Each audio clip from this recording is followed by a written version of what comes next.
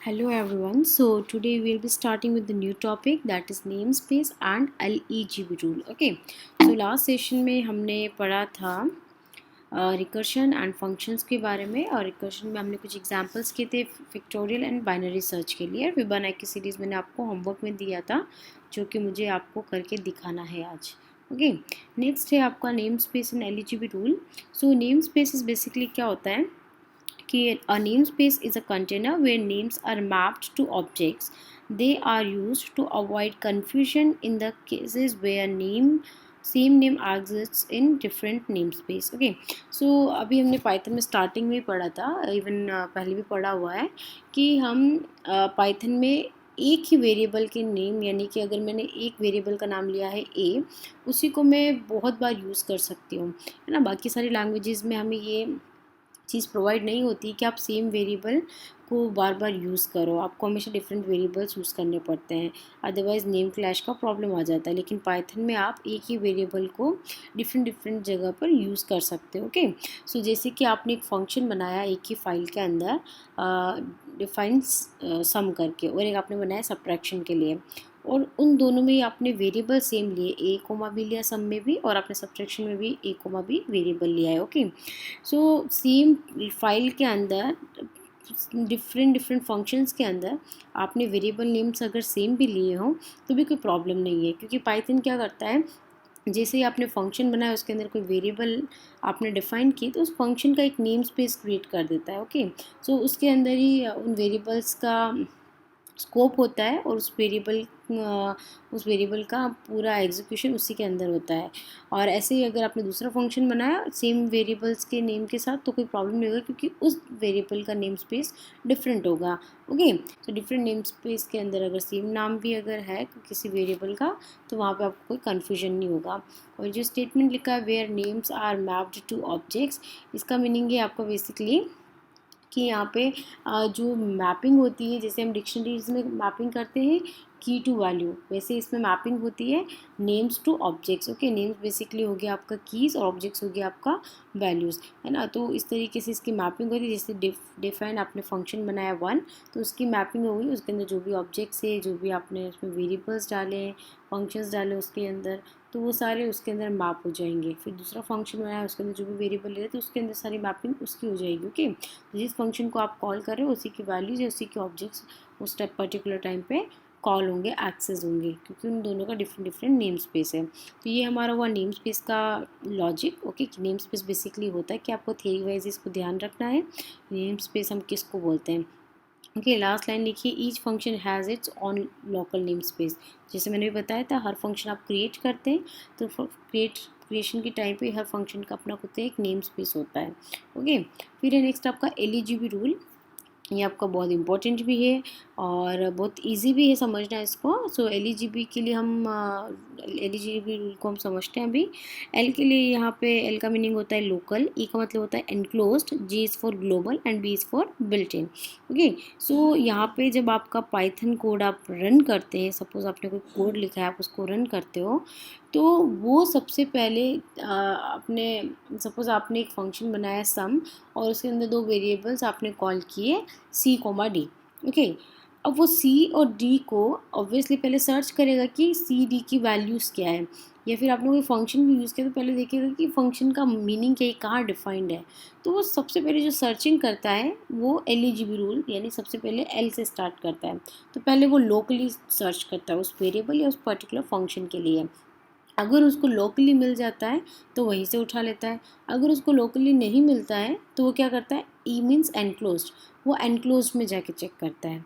Okay, वहाँ भी नहीं मिलता है तो फिर वो चेक करता है, जी मीन्स ग्लोबली चेक करता है, और ग्लोबली भी अगर उसको नहीं मिलता है तो फिर वो built in, B means built in पे चेक करता है। अभी बिल्ट इन पे चेक करना, ग्लोबली चेक करना, इसका मीनिंग क्या हुआ, देखो लोकली चेक करने का मतलब होता है, मैंने आपको बताया था जैसे आपने कोई फंक्शन बनाया और उसके अंदर आपने 3-4 वेरिएबल्स डिफाइन किए। ओके, तो फंक्शंस के अंदर जो वेरिएबल्स डिफाइन करते हैं उन वेरिएबल्स, या उसके अंदर आपको सपोज कोई फंक्शन भी डिफाइन करते हो तो उन सभी को फंक्शंस और वेरिएबल्स को हम उस पर्टिकुलर फंक्शन के लिए क्या बोलेंगे, उसके लिए लोकल है ना। फंक्शंस के अंदर जो भी चीज़ आप डिफाइन करो उस फंक्शन के ब्लॉक के अंदर वो सारी वैल्यूज़ के लिए लोकल वैल्यूज़ कहलाएगी। ओके, और फिर आता है एनक्लोज्ड। एनक्लोज्ड का मतलब होता है कि क्या आपने फंक्शन के अंदर फंक्शन बनाया है। ओके, सो आपका जो यहाँ पे आपने फर्स्ट फंक्शन बनाया है उसके अंदर भी अगर कोई वैल्यू आपने डिफाइन करी है और जो आपने सब फंक्शन है उसके अंदर उसको एक्सेस करना चाह रहे हो तो उसका मीनिंग हो गया एनक्लोज्ड। और ग्लोबल का मतलब हो गया कि फंक्शन के बाहर आपने कोई वेरिएबल बनाया है और उसको आप फंक्शन के अंदर एक्सेस करने का ट्राई कर रहे हो। और बिल्ट इन का मतलब हो गया कि आपके पूरे जो आपने कोड लिखा है, जो पूरा आपने प्रोग्राम बनाया उसमें आपने उस फंक्शन उस वेरिएबल को कहीं डिफाइन नहीं किया है, बट वो ऑलरेडी पाइथन के अंदर डिफाइंड है तो वो उसमें से जाके उसको एक्सेस कर रहा है। ओके, तो हम इसको समझने के लिए एग्जाम्पल लेते हैं ताकि आपको और अच्छे से क्लियर हो जाएगा। हम एक फंक्शन बनाते हैं और इस फंक्शन का हमने नाम दे दिया f1।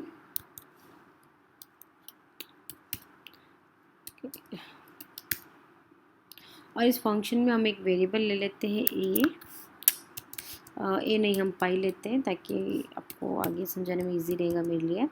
एक पाई हमने वेरिएबल लिया है। ओके, और पाई इक्वल्स टू मैंने सपोज कोई वैल्यू दे दी है यहाँ पे 2। ओके, मैंने 2 को पाई के अंदर यहाँ पे क्या किया है, असाइन किया है। पाई अभी मेरे लिए क्या कोई भी एक वेरिएबल है। ओके, अब इसमें हम क्या कर रहे हैं, हम सपोज प्रिंट करवा रहे हैं पाई को।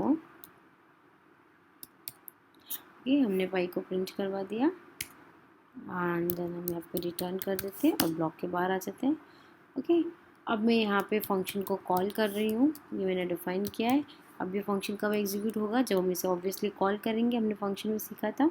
तो अब मैं इस फंक्शन को कॉल कर रही हूँ, फंक्शन का नाम है f1 और मैंने इसको क्या कर दिया, कॉल किया। ओके, हम इसको सेव करके रन करते हैं। नाम कुछ भी देते हैं, सपोज 1.py डेस्कटॉप पे सेव। ओके, हम इसको रन करके चेक करते हैं।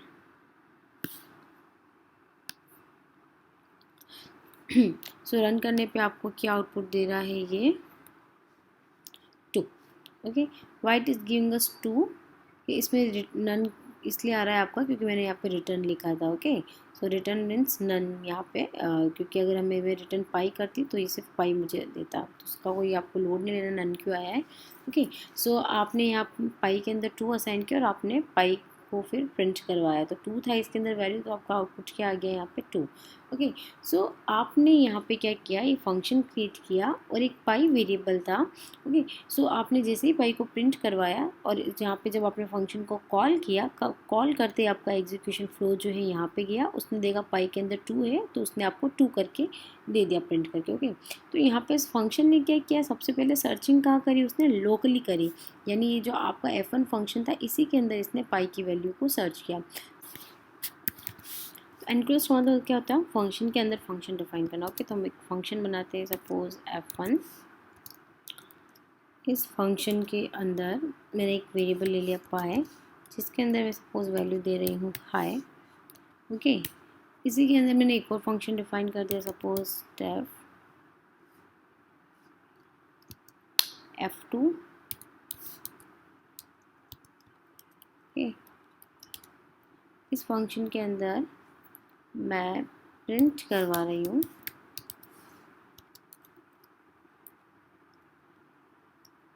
फाइव।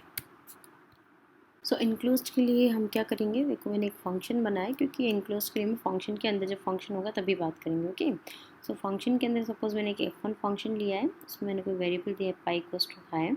एक सेकेंड फंक्शन लिया है, इसके अंदर मैंने पाई को प्रिंट करवाया है। ओके, सपोज अगर मेरा यहाँ भी कुछ वैल्यू होता पाई इक्वल्स टू 6। ओके, अब मैं इसको अगर कॉल रिसीव करते हैं, हम उसको रन करते हैं। ओके, सो यहाँ पे आप देखेंगे वैल्यू क्या है, ये 6, क्योंकि सबसे पहले इसने क्या किया, लोकली सर्च किया। ओके, जब ये फंक्शन था, इस फंक्शन ने पहले अपने अंदर सर्च किया, खुद के अंदर। तो इस f2 फंक्शन के अंदर इसको पाई प्रिंट करना था और पाई की क्या वैल्यू है 6, सो इसने 6 प्रिंट किया। लेकिन अगर हम क्या करते हैं, सपोज मैं इसको कमेंट कर देती हूँ। ओके, अब हमने पाई की वैल्यू यहाँ से हटा दिया, अब फिर से हम इसको रन करते हैं, तो अब आप चेक करेंगे कि वैल्यू आई है हाई, क्योंकि क्या हुआ, इसने सबसे पहले फंक्शन ने अपने अंदर खुद के अंदर चेक किया, तो इसको देखा कि पाई की वैल्यू कुछ है ही नहीं, इसको पाई प्रिंट करवाना है। तो इसको जब पाई की वैल्यू नहीं मिली तो इसने कहाँ चेक किया, एनक्लोज्ड, यानी अपने फंक्शन के जो इसके जिस फंक्शन के ये अंदर है उस फंक्शन को चेक किया। तो इसने अपने पेरेंट फंक्शन को चेक किया, इसमें देखा पाई की वैल्यू क्या है, हाई, तो उसने यहाँ पे हाई प्रिंट करवा दी। सपोज़ यहाँ पे अगर मैं पाई की वैल्यू 4 दे के भी रखती, है ना, ये क्या हुआ हमारा ग्लोबली हुआ, 4 दे के भी रखती तब भी ये क्या करता, हमको आउटपुट क्या प्रोवाइड करता, हाई ही करता, क्योंकि हमारा रूल होता है LEGB पहले लोकली सर्च करना देन एनक्लोज, लोकली नहीं मिला फिर उसने एनक्लोज पे जाके देखा यानी फंक्शन के अंदर, तो उसकी जो पेरेंट फंक्शन के अंदर तो उसको वैल्यू मिल गई, तो वो ग्लोबल वाली वैल्यू को नहीं देखेगा, ओके, यही देगा। अगर इसके एनक्लोज में भी वैल्यू नहीं होती, यानी मैं इसको भी अगर कमेंट कर देती हूँ तो इसने लोकली चेक किया, यहाँ भी नहीं है, एनक्लोज यानी फंक्शन के अंदर भी नहीं है, जो इसका पेरेंट फंक्शन है इसके अंदर भी नहीं है, तब ये क्या करेगा, ग्लोबल वैल्यू लेगा, LEG यानी ग्लोबल वैल्यू लेगा, ओके। तब हमारा आउटपुट आना चाहिए इसके हिसाब से 4, तो हम इसको रन करके चेक करते हैं, देखिए अब वैल्यू क्या आई है आपकी, 4 आई है, क्योंकि इसको अब क्या मिल गया है, ग्लोबली इसने लिया, ग्लोबली वैल्यू क्या है उसकी 4, ओके। ग्लोबली का मतलब होता है सारे फंक्शंस के बाहर डिफाइन करना, तो कोई भी फंक्शन उसके बाहर हमने डिफाइन किया, ये हो गया हमारा ग्लोबली, ओके। फिर नेक्स्ट लास्ट क्या है, LEGB बिल्ट इन, यानी कि अगर इस पूरे फाइल के अंदर जो आपने बनाई है, जो आप कोड लिख रहे हैं जिस फाइल के अंदर, हमारा नाम क्या 1.py फाइल के अंदर कहीं भी पाई की कोई वैल्यू है ही नहीं, ओके, तब भी ये फिर लास्ट में क्या चेक करेगा, बिल्ट इन फंक्शंस में जाके चेक करेगा, अगर इसको यहाँ कहीं भी नहीं मिलती है तो ये इसने यहाँ पे इसको भी हम हैशटैग कर लेते हैं यानी कमेंट, अभी यहाँ भी नहीं है, ठीक है, तो ये कहाँ चेक करेगा, built in. So built in के लिए हमें क्या करना पड़ता है, पाई की वैल्यू तो डिफाइंड है लेकिन हमें पहले उसको इम्पोर्ट करना पड़ेगा, तो हम इसको इम्पोर्ट करके चेक करते हैं, पाई कहाँ होता है, मैथ के अंदर ऑब्वियसली, तो हम इसको इम्पोर्ट करते हैं, इम्पोर्ट मैथ, ओके, हम लिखते from math import pi, okay, यानी मैथ मॉड्यूल से हमको पाई को इम्पोर्ट करना है, ओके। अब हमने इम्पोर्ट कर दिया इसको, अब फिर से हम इसको सेव करके रन करने की ट्राई करते हैं। सो अभी आप देखिए वैल्यू क्या है, 3.14, क्योंकि उसने सबसे पहले लोकली देखा, इसको वैल्यू नहीं मिला, देन उसने एनक्लोज देखा, यहाँ भी हमने कमेंट कराई, वैल्यू नहीं मिला, देन उसने ग्लोबली चेक किया, यहाँ भी वैल्यू नहीं मिला, तो एट द एंड वो जाके कहाँ देखेगा, बिल्ट इन, यानी जो इंटरप्रेटर के अंदर डिफाइंड है, इंटरप्रेटर के अंदर हमें पता है मैथ मॉड्यूल के अंदर पाई की वैल्यू डिफाइंड होती है, ओके। सो यहाँ पे इसको पाई की वैल्यू अब हमें क्या प्रिंट करके देगा, 3.14। सो ये इसका एक तरीके से आप बोल सकते हैं कि फ्लो होता है, okay, LEGB, local, enclose, global and then built in. ये मैं रीड कर लेती हूँ आपको, क्योंकि पूरा चीज़ समझ में आ गया तो ये स्टेटमेंट्स भी आपको अच्छे से इजीली समझ में आ जाएंगे और आप अपनी लैंग्वेज में भी इसको लिख सकते हैं, okay. So when Python interpreter runs only without any user defined modules, methods, classes etc, some functions like print are always present। जैसे कि हमने यहाँ पाई का लिया था, वैसे हम अभी इसमें जस्ट ये बता रहे हैं कि जैसे प्रिंट फंक्शन एग्जाम्पल है, ऐसे फंक्शंस हमारे मॉड्यूल्स के अंदर ऑलरेडी डिफाइंड होते हैं। These are built in name spaces, जैसे बिल्ट इन फंक्शंस होते हैं वैसे हमारे बिल्ट इन नेम स्पेसेस भी होती हैं, ओके। तो जैसे कि हमने एक फंक्शन बनाया प्रिंट, एक फंक्शन होता है प्रिंट, जो कि ऑलरेडी पाइथन के अंदर क्या है, स्टोर्ड है, और उसका पूरा जो मीनिंग है वो भी उसके अंदर डिफाइंड है। सो इसका एक पूरा क्या हो रहा है, मैंने बताया था ना, फंक्शन बना रहा है, उसका पूरा नेम स्पेस क्रिएट होता है, प्रिंट का खुद का एक पूरा नेम स्पेस क्रिएट है जहाँ इसकी डेफिनेशन डिफाइंड है, ओके। इन्हीं को हम बोलते हैं built in name spaces. When a user creates a module, a global namespace gets created। जब कोई यूज़र कोई मॉड्यूल क्रिएट करता है तो उसका ग्लोबल नेम स्पेस भी क्या होता है, क्रिएट हो जाता है। जैसे हमने मॉड्यूल क्रिएट किया था एक, ओके, तो उसका एक ग्लोबल नेम स्पेस भी क्रिएट हो जाएगा। When the user creates nested functions, an enclosed namespace is created। और जब हमने जैसे किया था फंक्शन के अंदर फंक्शन बनाया था तब हमारा क्या क्रिएट हुआ था, एक एनक्लोज नेम स्पेस क्रिएट हुआ था, okay. Later creation of local functions creates the local name spaces. और फंक्शन जो हम फंक्शन के सिंपली एक फंक्शन के अंदर जो वेरिएबल्स डिफाइन करते हैं तो वो फंक्शन क्या करता है, लोकल नेम स्पेस क्रिएट करता है। तो पहले इसमें फ्लो ऐसे बताया है, पहले बिल्ट इन के बारे में बताया है, देन ग्लोबल के बारे में बताया है, then enclosed and then local, okay. Next हम आते हैं नेम स्पेसेस के बाद में एंड LEGB रूल के बाद में डायरेक्टरी फंक्शन, ओके। सो डायरेक्टरी फंक्शन बेसिकली क्या होता है, ये हमारा जो टॉपिक था name space and LGB rule, इसके बाद हम बेसिकली कुछ फंक्शन है जो हमने पहले देखे नहीं थे, बिल्ट इन फंक्शंस, बट आपको ध्यान होना चाहिए, तो कुछ फंक्शन आपको बता रही हूँ यहाँ पे एक या दो। सो डायरेक्टरी फंक्शन क्या होता है, एक बिल्ट इन फंक्शन है which returns a sorted list of strings containing the names defined by a module. Okay, so एक जो डायरेक्टरी फंक्शन है, अब डायरेक्टरी फंक्शन जो आपके पैरेंथेसिस है इसके अंदर किसी भी अगर मॉड्यूल का नाम लिखते हैं, सो उस मॉड्यूल के अंदर जो जो भी फंक्शंस डिफाइंड है उन सारे फंक्शंस की आपको ये डिटेल देता है। ओके, लाइक एग्जांपल करके देखते हैं। ओके, सो उस डायरेक्टरी को यूज़, उस फंक्शन को यूज़ करने के लिए जिस फंक्शन का आपको जिस मॉड्यूल के फंक्शंस का आपको पता लगाना है, पहले उस मॉड्यूल को आप ही इंपोर्ट करना पड़ेगा। तो हम लिख रहे हैं import math. Okay, math import हो गया, उसके बाद आपको क्या करना है, प्रिंट करवाना है। क्या प्रिंट करवाना है, क्या आप कॉल करना चाह रहे हैं, आप क्या देखना चाह रहे हैं, देखना चाह रहे हैं फंक्शन जो कि कहाँ है, डायरेक्टरी के अंदर। तो डायरेक्टरी के अंदर इसका मैथ मॉड्यूल के फंक्शंस हमें प्रिंट करवाना है। ओके, आप चाहे तो ऐसे भी कर सकते हैं, या आप ऐसे भी कर सकते हैं कि आप पहले डायरेक्टरी मैथ को किसी मॉड्यूल के अंदर ले लीजिए, सबको सॉरी किसी वेरिएबल के अंदर ले लीजिए, फिर प्रिंट करवा दीजिए, दोनों ही एक ही बात है। ओके, एंड देन लास्ट में प्रिंट करवा रही हूँ यहाँ पे एक। Okay, so now you can see here, आपके जो भी मैथ के अंदर फंक्शंस थे वो ये सारे यहाँ पे आपको दिख जाएंगे। ओके, यहाँ पे ये जो अंडरस्कोर डॉक अंडरस्कोर फाइल, ये सब जो ये स्पेशल स्ट्रिंग टाइप से। ओके, आपको जब भी इन फंक्शंस को, जब आप इसको एक्सेस करने की कोशिश करते हैं मॉड्यूल को, तो इन सबको लोड करने के लिए कुछ स्पेसिफिक फाइल्स होती है जो हेल्प करती है। वही सारी ये फाइल्स है जो इसमें ऑलरेडी पैकेज फाइल्स बनी हुई रहती है, तो इसको आपको इसका लोड नहीं लेना है कि सब क्या चीज़ है। कि हमारा मेन मोटर क्या था, हमें फंक्शंस देखने थे, तो आप ये देख सकते हैं कि मैथ के अंदर ये सारे फंक्शंस आपको अवेलेबल है। ओके, इस तरीके से आप रैंडम का चेक करें तो आप यहाँ पे रैंडम को इंपोर्ट करके डायरेक्टरी ऑफ रैंडम चेक कर सकते हैं। इसको प्रिंट करवाएंगे तो आपको यहाँ पे रैंडम के सारे फंक्शंस आपको विजिबल होंगे। ओके, नेक्स्ट हम चलते हैं डायरेक्टरी के फंक्शन के बाद आपके होते हैं local list and global list functions. Okay, local list functions basically क्या होता है कि आपने कोई एक पर्टिकुलर फंक्शन है, जैसे कि फंक्शन हम ले लेते हैं power, POW and the parenthesis.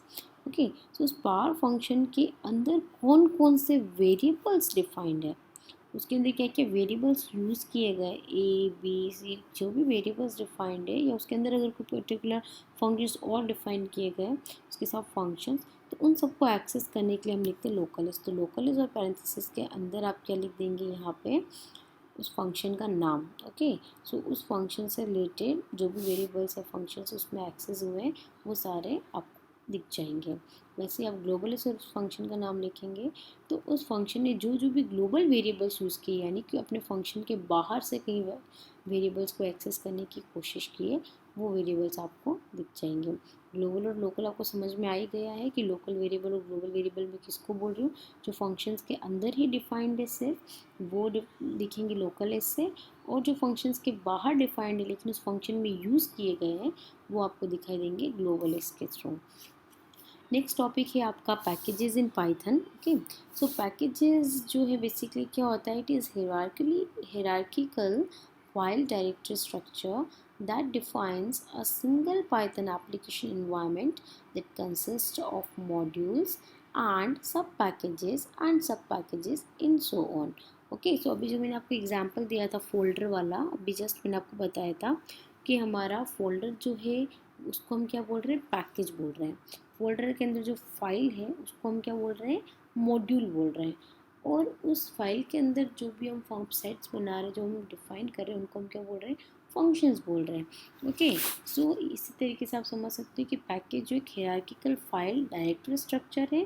Okay, जिसके अंदर that defines a single Python application environment and it consist of modules, जो कि मॉड्यूल्स से बना हुआ, मॉड्यूल्स मतलब फाइल्स, उसके अंदर बहुत सारी फाइल्स डिफाइन होगी पैकेज के अंदर, डिफरेंट फाइल्स। कोई पैकेज के अंदर कोई मैथ की फाइल है ना, या फिर कोई रैंडम की फाइल है। सो जो एक जैसा काम कर रहे हैं जो मॉड्यूल्स, उन सारे मॉड्यूल्स को एक पैकेज के अंदर रखा जाता है। ओके, सो सारी जो फाइल्स रिलेटेड है आपस में वो सभी एक पैकेज के अंदर रहेगी। फाइन। एंड उन जो पैकेजेस है उन्हीं के अंदर और सब पैकेजेस भी हो सकते हैं। लाइक पैकेज के अंदर आपने कुछ फाइल्स बनाई .py से नाम से, और उसके अंदर आपने एक पैकेज और बना के रखा है। उस पैकेज के अंदर वापस आपने कुछ फाइल डिफाइन कर रखी है। तो आप पैकेज के अंदर सब पैकेजेस भी बना सकते हो, उसके अंदर मॉड्यूल्स भी हो सकते हैं उसके अंदर, और मॉड्यूल्स के अंदर फंक्शंस भी हो सकते हैं। ओके, सो ये आपका होता है बेसिकली पैकेज। ओके, अब एक इसमें एक to make all of your functions available when you have imported phone, you need to put explicit import statements in init.py। Okay, जब भी आप कोई पैकेज बनाते हैं और उसके अंदर आप कोई भी अपनी फाइल बना रहे हो, तो सबसे पहले आपको एक फ़ाइल और बनानी पड़ती है जो कंपलसरी है, और उस फाइल का नाम रखना पड़ता है __init__.py। ओके, ये फाइल बेसिकली हम बनाते, चाहे आप इसमें कुछ मत लिखो, इसको एम्प्टी रखो, लेकिन ये फाइल बना के हमको सबसे पहले रखनी पड़ती है किसी पैकेज के अंदर, क्योंकि ये पाइथन के अंदर कुछ डिफाइंड फाइल है जिसका मीनिंग होता है कि उसमें जो भी मॉड्यूल्स आप एक्सेस करना चाहते हो वो उनको वहाँ से एक्सप्लिसिटली इंपोर्ट करवाने में हेल्प करती है ये फाइल। ओके, और इसका जो काम है, इसकी जो एग्जीक्यूशन है वो सारी पाइथन के अंदर ऑलरेडी डिफाइंड है। हमें सिर्फ इस नाम की एक फ़ाइल बना के रखनी होती है। ओके, हम करके देखते हैं इसको। सब फोल्डर बना दिया मैंने। इस न्यू फोल्डर का नाम सपोज मैं रख रही हूँ PP. Fine. So new folder हमने बना दिया पीपी नाम से। न्यू फोल्डर बना रहे हैं ओके, पीपी नाम से। सो इस न्यू फोल्डर को बना के हमने यहाँ साइड में रख दिया। सो ये बेसिकली मेरा क्या हुआ, पैकेज हुआ, है ना। अब इसके अंदर मैं कोई फाइल बना रही हूँ। हम फाइल लेते हैं, न्यू फाइल। इसके अंदर हम एक फाइल बनाते हैं पाइथन की। ओके,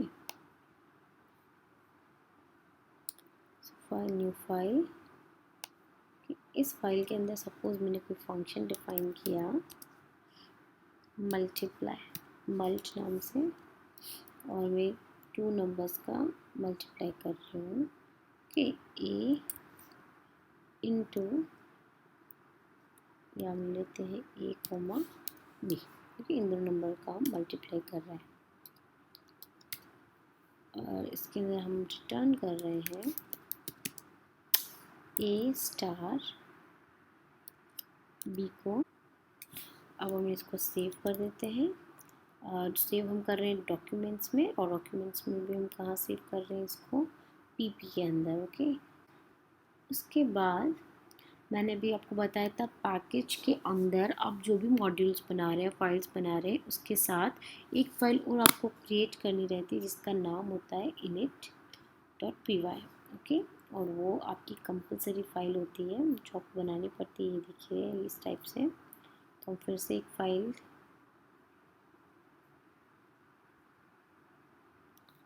क्रिएट करते हैं। ओके, फाइल का नेम हम रख देते हैं, फाइल हम चाहे इसको एम्प्टी रखते हैं, इसको सेव करते हैं। और इसका नाम अभी हमने लिखा था, क्या रखना है, __init__.py।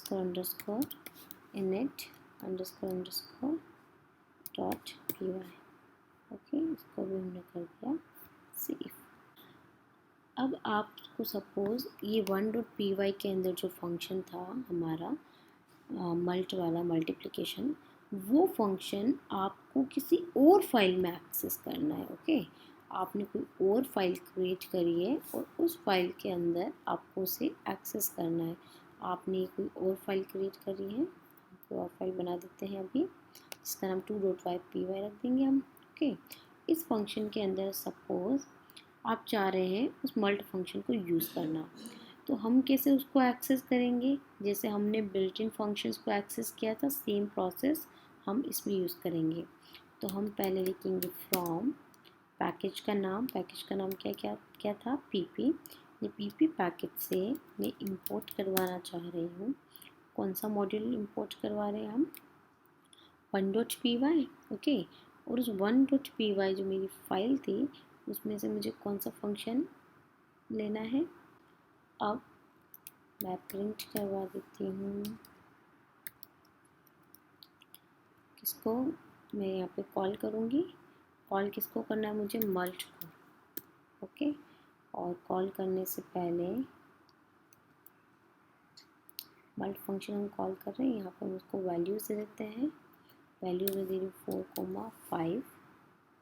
मल्ट फंक्शन मुझे कॉल करना है वहाँ पे, और साथ में क्योंकि फंक्शन है तो हम कैसे लिखते हैं, मॉड्यूल के साथ में 1.10। Okay,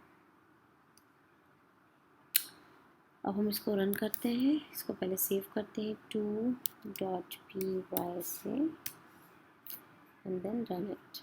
Okay, so now I'm running this file, so you can see output are at 20. Okay, so 4 × 5 किया इसने और 20। सो आप देख सकते हैं कि ये जो हमने फ़ाइल बनाई जिसको हमने रन किया है, इस फाइल के अंदर मल्ट कहीं भी डिफाइंड नहीं है। ओके, लेकिन मल्ट फंक्शन हमने कहाँ से एक्सेस किया, हमने एक्सेस किया मॉड्यूल से, और वो मॉड्यूल कहाँ था, किसी पैकेज में।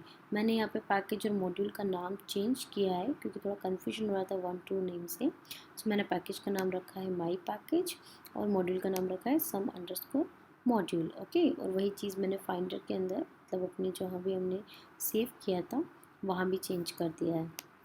तो यहाँ पे मैंने जो डॉक्यूमेंट्स के अंदर पहले पैकेज बनाया था फोल्डर, उसका नाम रख दिया है मैंने माई पैकेज, और उसके अंदर मैंने ये बना दिया है कि फाइल सम मॉड्यूल डॉट पी वाई, जिसके अंदर हमारा फंक्शन डिफाइंड है। और ये है आपकी फ़ाइल जो आपको कंपलसरी बनानी है, क्रिएट करनी है, और ये फ़ाइल जो हमने रन करी थी। ओके, और जब आप रन करेंगे तो इस तरीके से आपका कैश ऑटोमेटिकली बन जाएगा जिसमें आउटपुट सेव होता है। ओके, सो ये आपको समझ में आ गया होगा कॉन्सेप्ट कि किस तरीके से हम पैकेज बनाते हैं और हम उसमें जो डिफाइंड मॉड्यूल और उसके फंक्शन से हम दूसरी फाइल में एक्सेस कर सकते हैं। ओके, सो आज हमने सीखा एलईजीबी टूल्स के बारे में, कुछ directory and locals globals functions, name space, and last में देखा packages in Python. Okay, so आज के लिए इतना ही। Thank you so much.